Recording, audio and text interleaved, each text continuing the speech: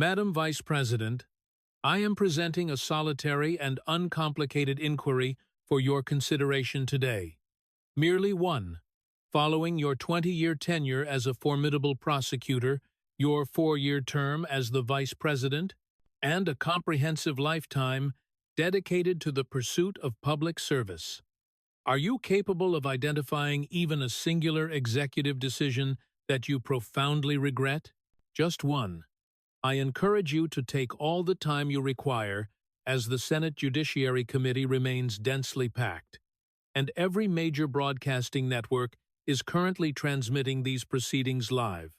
Harris is positioned at the witness table, adorned in a meticulously tailored designer suit and wearing a rehearsed smile, under the impression that this would manifest as a standard, routine testimony regarding the intricacies of criminal justice reform, possessing no inkling of the analytical storm that is about to descend upon her. Vice President J.D. Vance is situated directly across from her, clad in a minimalist dark suit without the adornment of a sophisticated tie, yet prominently displaying a Marine Corps insignia upon his lapel. A yellow legal pad rests before him. Yet, he has not deigned to glance at it even once, because I possess several significant regrets to disclose to you, Madam. Former Vice President, regrets pertaining to your professional record, the specific determinations you facilitated, and the various lives that were irrevocably dismantled under your watch. Over the course of the following several hours, we intend to meticulously examine them one by one. He unlatches a voluminous folder that is thick, highly organized, and carefully tabbed, suggesting we begin with the narrative of a fallen police officer named Isaac Espinoza, and I must ask if that specific name resonates within your memory. The smile previously worn by Harris fails to reach her eyes at this juncture, and one should observe how she attempts a strategic pivot, listening closely as she endeavors to reframe this discourse around her progressive accomplishments rather than addressing the tragedy of a deceased law enforcement officer. Senator Vance, she commences, utilizing his former legislative title as a subtle maneuver for psychological dominance. That specific litigation concluded more than 2 decades ago, and I arrived at a principled determination rooted firmly in my long-standing opposition to the application of capital punishment. Corporal Vance. Actually, his voice interjects with a calm and precise resonance. I achieved that specific rank through my service in the Marine Corps, though we may certainly adhere to the title of Mr. Vance. Should you find that more palatable? The chamber descends into a profound silence as he suggests they indeed discuss her principles. The very principles that placed her at significant odds with Senator Dianne Feinstein, with Senator Barbara Boxer, with the California Attorney General, and with the entirety of the San Francisco Police Department. You were even at odds with the grieving widow of Officer Espinosa and his young daughter. Yet you maintained your commitment to those personal principles regardless of the human cost. He withdraws a specific document and offers to read a passage from the then California Attorney General Bill Lockyer at the funeral of Officer Espinosa, while the officer's widow sat in the front row and their 9-year-old daughter clutched her mother's hand. Vance pauses, allowing the room to anticipate the weight of the words before quoting. If you proceed to make charging decisions predicated upon personal philosophy rather than the established facts of the case, I will be forced to remove the litigation from your jurisdiction. He offers another pause, significantly longer this time, noting that the Attorney General was speaking specifically about her conduct at the funeral of a slain officer, illustrating just how egregious her decision-making truly was. Harris shifts uncomfortably in her chair, adopting that condescending prosecutorial tone as she addresses him as Senator, then corrects herself to Mr. Vance, stating that the death penalty is an immensely complex issue. It is not complex. Allow me to simplify the matter for you. Vance replies with a voice that is steady and patient. as though he were clarifying a basic concept to a small child. Officer Isaac Espinoza, who was only 29 years of age on the 10th of April 2004, was conducting a plainclothes patrol in the Bayview district of San Francisco when he and his partner approached a suspect as part of standard procedure. Officer Espinoza exited the unmarked vehicle and activated his flashlight, and Vance pauses again to let the tension build within the silent room. David Hill suddenly opened fire with an AK-47 automatic weapon, discharging multiple rounds. 2 of these projectiles struck Officer Espinoza, terminating his life instantly, while 2 additional rounds struck his partner, nearly claiming his life as well. The chamber remains utterly hushed, save for the soft, mechanical whir of the television cameras capturing the moment. This was a case of first-degree murder, an assault on a law enforcement officer with a lethal weapon, and the illegal use of an assault rifle during the commission of a felony. This was not a matter of manslaughter or self-defense, but rather a cold-blooded execution. A murderer of a police officer equipped with an AK-47, Vance looks up from his comprehensive notes and stares directly at Harris. And you were presented with a definitive choice to make. You could either seek the death penalty for a cop killer who utilized an assault weapon, or you could choose to make a calculated political statement. Which of those paths did you ultimately select? Harris leans forward, attempting to reclaim authority over the narrative, stating that research has demonstrated the death penalty to be, but Vance cuts her off, demanding a simple yes or no answer as to whether she sought the death penalty. She attempts to explain that the data indicates capital punishment does not serve as a deterrent. But Vance repeats the demand for a yes or no answer. There is a protracted silence, long enough for the sensitive microphones to capture her breathing, which has become rapid and shallow, before she finally admits, "No, I did not seek the death penalty." "Thank you," Vance replies, making a slow and deliberate notation on his pad, ensuring she watches as he records her admission. He then notes that something truly remarkable occurred at the funeral of Officer Espinoza. Senator Dianne Feinstein, a prominent Democrat from your own political party and your home state of California, stood before the mourners and declared that you were fundamentally wrong, asserting that you should have sought the ultimate penalty. Do you recall that moment? "I recall there was a significant degree of disagreement," she responds. "She broke ranks with you publicly at the funeral of a fallen officer, as did Barbara Boxer. Both of these Democratic senators from your state were pro-choice, generally opposed to capital punishment, and staunch liberals, yet both concluded that you had overstepped. And I must ask if that gives you any pause today." Harris attempts that characteristic nervous laugh, the one she utilizes when cornered, which begins at a high pitch before trailing off and dying in her throat, as no one else in the room joins her in the mirth. The ensuing silence is even more oppressive than before, and she attempts to rationalize that not everyone can reach an agreement, but Vance points out that the San Francisco Police Officers Association categorized her decision as a profound betrayal. The police union, the very individuals who risk their lives on a daily basis, stated that you prioritized your political aspirations over their safety. Were they incorrect in their assessment? Silence follows as she reaches for her glass of water, her hand trembling just enough for the microphones to pick up the sound of the glass rattling against the table before she sets it back down without taking a sip.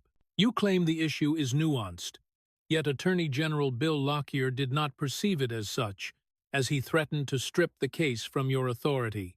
Do you realize how extraordinarily rare it is for a state attorney general to threaten the removal of a case from a district attorney, particularly during a victim's funeral?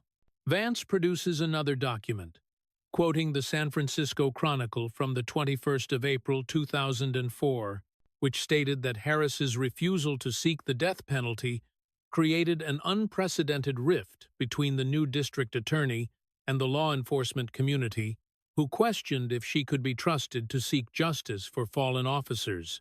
He looks up, emphasizing that this occurred a mere 3 months into her term, and she had already forfeited the trust of the entire police department. Harris finds her voice, attempting to sound more resilient, stating that she made a decision based on her deeply held convictions. Your deeply held convictions? Vance nods slowly. Very well, let us calculate the tangible cost of those convictions. 1 deceased police officer, 1 grieving widow, and 1 daughter named Sophia, who was forced to grow up without a father. Add to that a police department that lost all faith in its district attorney, 2 United States senators from your own party who condemned you publicly, 1 attorney general who threatened to intervene, and 1 cop killer who was allowed to live, all because of your convictions. He closes that specific section of his folder, and the sound of the pages coming together is startlingly loud in the quiet room. That represents just 1 instance. We have 9 additional scandals to investigate today, but I want you to reflect on this. 20 years later, do you regret that decision? Do you think of Sophia Espinosa? Do you think of the widow? And do you ever wonder if your progressive ideals were worth the immense pain you inflicted upon that family? Harris straightens her posture and adopts that practiced tone of empathy she utilizes in her speeches, stating she understands the plight of law enforcement families, but Vance interrupts to ask if she regrets it. Yes or no. These decisions are never simple, she begins, but Vance counters that Officer Espinosa's daughter is now 30 years old. She was only 9 when your decision ensured her father's murderer would not face what many considered appropriate justice. She is present in this chamber today, seated in the 3rd row of the center section. He does not need to point, as the cameras immediately find Sophia Espinosa, a professional woman in her early 30s, holding tissues as tears stream down her face in silent, dignified grief. Her name is Sophia. Would you care to look her in the eye and tell her that you made the correct decision? The Senate chamber is deathly silent, with the only audible sound being Sophia's quiet weeping. Someone coughs, a chair creaks, and everyone else simply waits and watches. Harris opens her mouth to speak, closes it, and opens it again. Yet no words are formed. Silence persists for 5 seconds, then 10, then 15. One can hear the mechanical hum of the air conditioning and the buzzing of a phone that is quickly silenced. That is exactly what I thought, Vance says, his voice now quieter and more menacing because of its low volume. Let us move forward. Somewhere in the Democratic section of the chamber, a chair scrapes against the floor in a quiet, almost apologetic manner, as a senator stands, gathers his belongings, and exits the room. The door clicks shut, and Harris clearly hears it as her jaw clenches for a brief second. That is Vance remarks, 1 scandal, 1 catastrophic failure of judgment, and 1 family devastated by your principles, and we are merely at the beginning. Now, the discourse becomes truly intriguing, because you frequently discuss racial justice, criminal justice reform, and mass incarceration. You have authored op-eds and positioned yourself as a progressive prosecutor who champions Black lives. Let us evaluate that claim. Madam former Vice President, are you familiar with the name Jamal Truelove? That condescending, forced smile returns as she claims she handled thousands of cases as a district attorney. He is the Black man, your office wrongfully convicted of murder, the innocent man who endured 6 years of incarceration for a crime he did not commit, and who was stabbed while serving time due to your office's error. Does that ring a bell? The smile vanishes instantly, and Vance continues, acknowledging that she likely thinks she wasn't personally responsible for every case in a large office. You are partially correct, But leadership means that the failures are yours as well, especially when those failures involve your office suppressing evidence and presenting fraudulent testimony. He pulls a new section from his folder regarding Jamal Truelove, who was convicted of murder in 2007 under her watch, and spent 6 years in San Quentin State Prison. 6 years of his life, stolen for a murder he did not commit. Vance locks eyes with Harris, asking if she knows how we are certain of his innocence. It is because in 2015, his conviction was overturned due to prosecutorial misconduct. Your office withheld exculpatory evidence, presented testimony known to be unreliable, and effectively destroyed an innocent man's life.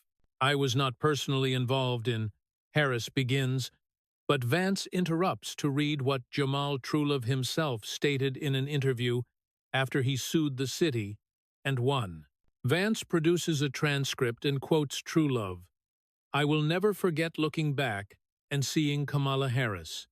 We locked eyes once, and she literally just busted out laughing." He looks up, letting the gravity of that statement sink in. "You laughed at him in court. An innocent black man facing life in prison due to your office's misconduct, and you laughed. That is a falsehood."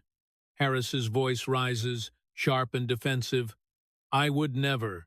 But Vance notes that he said it under oath in a deposition under penalty of perjury. Would you care to sue him for defamation? Silence follows, and Vance adds that the jury believed him, finding in his favor for wrongful imprisonment, civil rights violations, and malicious prosecution. The city of San Francisco paid him $13.1 million. That is the magnitude of your office's failure. Vance pauses to let that number resonate. $13 million of taxpayer money paid out because you, the progressive prosecutor, put an innocent black man behind bars. Harris tries to regroup, stating the criminal justice system is imperfect, and she has worked for reform. But Vance holds up a hand to stop her. That is a talking point, not an answer. Jamal Truelove is a real person whose life you dismantled. "I take full responsibility," she claims, but Vance asks if she truly does, given that she has spent the last 5 minutes attempting to evade it with excuses about office size and system imperfection. Vance leans forward, his voice becoming more intense as he points out that while Truelove was being stabbed in San Quentin and losing 6 years of his life, she was building her political career and writing a book titled Smart on Crime. We will discuss that plagiarized mess later, but in that book, you discussed wrongful convictions while one of your own victims was still suffering in prison for your office's crimes. Harris's jaw clenches so tightly the microphones pick up the sound of her teeth grinding. "Tell me, Madam Former Vice President, how does that align with the progressive image you campaigned on and built your entire political brand around?" "The system is imperfect," she starts again. But Vance counters that she was not a victim of the system. She was the system. The district attorney, with the power to destroy an innocent life while laughing about it. In the gallery, several black pastors who had come to support her shift uncomfortably. One removes his Justice for All button and hides it in his pocket, while another stands and quietly exits the room. Then another follows, and 3 more join them, a small, quiet exodus of chairs scraping and doors clicking shut. Harris hears every single one, and her breathing becomes faster and shallower. Jamal Truelove has endorsed President Trump. By the way, Vance mentions in a conversational tone, as if discussing the weather, a black man from one of the most liberal cities in America supporting a Republican because of what you did to him. He closes that section of the folder, noting that they have discussed a dead cop's daughter and an innocent man in prison, 2 lives destroyed, and they are not even halfway through the list. The silence in the room is total, punctuated only by the hum of the air conditioning. Harris reaches for her water and nearly empties the glass, her hand visibly shaking. "Let us transition from your incompetence as a prosecutor to your incompetence as a presidential candidate, Vance suggests, pulling out a thicker section of documents. In 2024, your campaign required a running mate who was competent and free of major scandals, and you chose Tim Walz. Laughter ripples through the Republican side of the chamber, and even some Democrats struggle to hide their awkward smiles. We are not discussing the historic loss today, but rather the scandal of how you failed to properly vet a man who would have been one heartbeat away from the presidency. Harris tries to look confident, stating that every campaign makes decisions based on available information, and that Governor Walz seemed like a safe choice on paper. The problem is that by the time you selected him, Minnesota was already embroiled in one of the largest fraud scandals in American history, the Feeding Our Future scandal involving $9 billion. Vance holds up a document, emphasizing billion with a B, and asks if she was aware of this scandal when she picked him. She shifts, saying every state has issues, but Vance demands a yes or no answer. The vetting process is confidential, she replies, but Vance counters that the fraud was public knowledge, covered by major outlets and investigated by the FBI. Did your vetting team inform you about the $9 billion in fraud occurring in his state? After a long pause and a whisper from her lawyer, she states she is not at liberty to discuss internal vetting.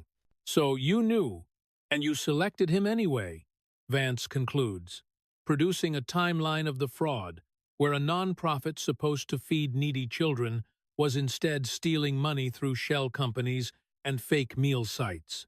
The FBI opened the investigation in 2021, and the first indictments came in 2022, years before she selected him.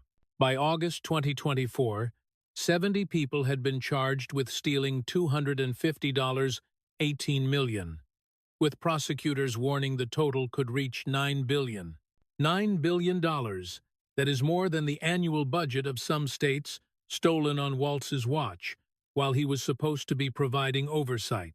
Harris tries to interrupt, saying the governor's office doesn't oversee every program, but Vance counters that, as a trained prosecutor, she should have asked tough questions about his executive ability. Your vetting failed spectacularly, because 3 months ago, Governor Walz dropped his re-election bid due to the very fraud scandal you supposedly knew about. Vance reads from a retired Minnesota State Patrol lieutenant who stated that the vetting clearly failed since the scandals were public and raised serious questions about oversight. It wasn't hidden information. It was an open and growing issue. Yet you either didn't know which is incompetent, or you did know and chose him anyway, which is reckless. Which is it? Harris's knuckles are white as she grips the table, her breathing bordering on hyperventilation. Your judgment has been consistently and catastrophically terrible, Vance asserts. As a prosecutor, you laughed at innocent men and denied justice to cops. And as a candidate, you picked a running mate presiding over massive fraud. 3 more Democrats stand and exit the room, their briefcases snapping shut as the exodus grows, and the rats leave the sinking ship. That is 3 scandals, a murdered cop, an innocent man, and $9 billion in fraud. And we are still not halfway through. Harris's voice is thin and strained as she calls this a partisan witch hunt. But Vance flatly replies that a witch hunt is what she participated in against President Trump, whereas this is accountability and truth. He pulls out screenshots and printouts to discuss how the media attempts to protect certain candidates by editing their answers to make them look coherent. He slides a document across the table regarding an October 2024 minutes interview where she was asked a simple question about Israel and Prime Minister Netanyahu. Vance reads her original word salad answer from the transcript, describing it as someone who has no idea what they are talking about, trying to sound informed. However, when the full interview aired, the answer was completely different because CBS edited in a response from another part of the interview to make her sound coherent. Vance asks if she knew they were going to edit her answer, or if her campaign requested it, but she claims she doesn't control editorial decisions. Either you were complicit in deceiving the public, or they were so embarrassed by your actual answer that they covered for you. Which is it? Harris remains silent as Vance reads a statement from a campaign spokeswoman admitting that the edit was made to make her sound less incoherent. CBS essentially admitted that your real answer was too embarrassing to air, but that wasn't your only media disaster. Let's discuss The View. From September 2024. Sonny Hostin asked if you would have done anything differently than President Biden, and you replied that not a thing comes to mind. Even some Democrats in the room groan at this reminder, as she couldn't name one difference between herself and the most unpopular president in modern history. Vance leans back, mentioning her own memoir, where she admitted that this answer pulled the pin on a hand grenade and left her staff besides themselves. If you couldn't name one thing you'd do differently, why should Americans have elected you to be exactly like the guy everyone hates? Harris attempts that forced, high-pitched laugh again, but no one joins her in the brutal silence. You lost because these interviews showed the truth. You weren't ready. You couldn't handle basic questions, and you only looked competent when the media edited your answers. 5 more Democrats stand and leave, one dropping his folder and not even bothering to pick up the scattered papers. Bernie Sanders remains, looking old and disgusted as he shakes his head. Harris's breathing is now ragged and fast. That is 4 scandals, and I promise the next ones are worse. Let's discuss your book, Smart on Crime, published in 2009. Vance holds up a worn, tabbed copy, asserting that she didn't actually write it honestly. He asks if she knows what plagiarism is, and she gives a weak smile, saying, of course she does. It is intellectual theft, taking credit for ideas and expertise you didn't earn, and he slides an analysis from Dr. Jonathan Bailey across the table. Bailey, a leading expert, found clear and unambiguous plagiarism in her book, including passages copied directly from Wikipedia without citation. Harris's lawyer interrupts, saying she didn't personally write every word, but Vance counters that the primary author is still responsible for the content. The most serious allegation is that the book copied a factual error that existed on Wikipedia, but not in the original government source, proving she copied from the website. This wasn't one mistake. It was a pattern of intellectual dishonesty, used to build her credibility for various campaigns. Vance asks what happens to Yale law students who get caught plagiarizing. They get expelled, and their careers are over. Yet, she faced no consequences. You're making excuses and blaming ghostwriters instead of taking responsibility, he says as a Yale law professor in the gallery stands and walks out in disgust. 5 scandals now. A dead cop, an innocent man, fraud, media manipulation, and a plagiarized book. Harris reaches for her water glass, but finds it empty, her hand shaking as the hollow sound of the glass hitting the table echoes. The pattern is incompetence covered up by institutions and media, but the truth is finally coming out. The final 3 items will show that your failures aren't accidents, but dangerous choices, Vance says, pulling out the thickest section of the folder. In your book, you wrote that more police equals more safety. Yet, in 2020, you told George Stephanopoulos that the idea was just wrong. Were you lying in your book, or to George? Because both cannot be true? Harris claims the context evolved, but Vance counters that only her political calculations evolved from needing police union support in 2009 to following the defund the police trend in 2020. You promoted the Minnesota Freedom Fund, which bailed out violent criminals, including a man who went on to commit murder while out on bail. You applauded cutting $150 million from the Los Angeles police budget, and crime skyrocketed while morale collapsed and Americans died. Then there is the border, where you were appointed border czar in 2021 and failed catastrophically as illegal crossings and fentanyl deaths hit record highs. You didn't even visit the border for 90 days after your appointment. While communities were in crisis and cartels made billions, you focused on root causes in Central America while the house was burning down at home. Finally, as California Attorney General, you weaponized your office to target conservative nonprofits by forcing them to disclose their donor lists, a move the Supreme Court later ruled unconstitutional. Let's review. You flipped on police safety, supported defunding police, presided over the worst border crisis in history, and targeted political opponents. Vance stands and gathers his papers, asking how someone with every advantage could leave so much destruction in her wake. You never took responsibility, never admitted mistakes, and never showed remorse, just excuses and identity politics. Americans didn't reject you because of your background. They rejected you because they saw an incompetent prosecutor who failed upward and destroyed everything she touched. Harris sits silent. No defense or talking points remaining. Vance moves that the findings be referred to the Department of Justice for investigation into prosecutorial misconduct and abuse of authority. The facts are damning, he says, looking at her one final time. You didn't earn your positions. You failed at every level, and that is why you lost. He walks out with Marine Corps bearing, leaving Harris slumped in her chair, her career and legacy in ruins.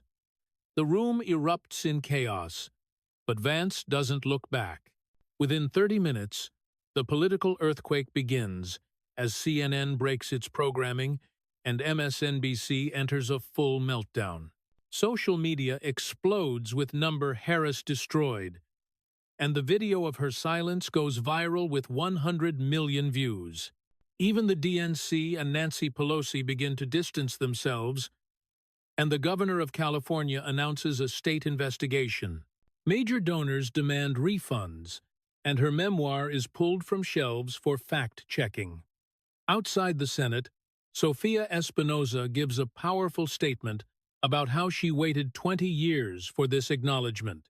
Jamal Trulove also releases a video explaining why he supports Trump and how the hearing exposed the prosecutors who destroy lives.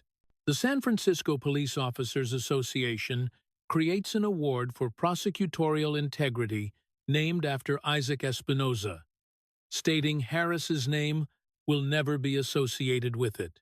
A week later, the DOJ and FBI open formal investigations, and the progressive prosecutor movement takes a massive hit nationwide.